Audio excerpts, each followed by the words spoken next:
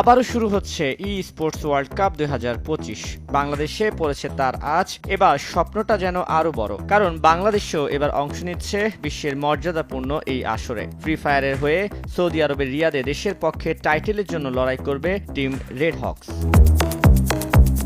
7 জুলাই শুরু হয়ে এবারে আসর চলবে 21 আগস্ট পর্যন্ত।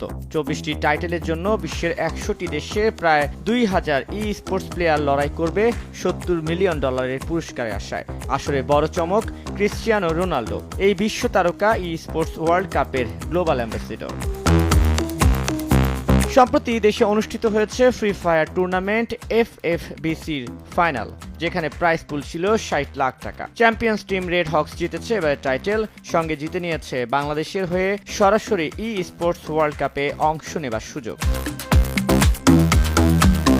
16 থেকে 20 জুলাই অনুষ্ঠিত হবে ফ্রি ফায়ারের লড়াই। বাংলাদেশের প্রতিপক্ষ বিশ্বের বিভিন্ন দেশের 18টি টিম। প্রথমে নকআউট, এরপর পয়েন্ট রাশ, শেষে গ্র্যান্ড ফাইনাল। কার হাতে যাচ্ছে বিশ্ব সেরা টাইটেল? সব মিলিয়ে দেশের ফ্রি ফায়ার কমিউনিটিতে চলছে টান টান উত্তেজনা। কি করবে রেড হকস? দেশের জন্য পারবে কি টাইটেল জিতে আনতে? প্রশ্ন ঘুরপাক খাচ্ছে ই স্পোর্টস লাভারদের মনে। তানভীর হাসান, সময় সংবাদ।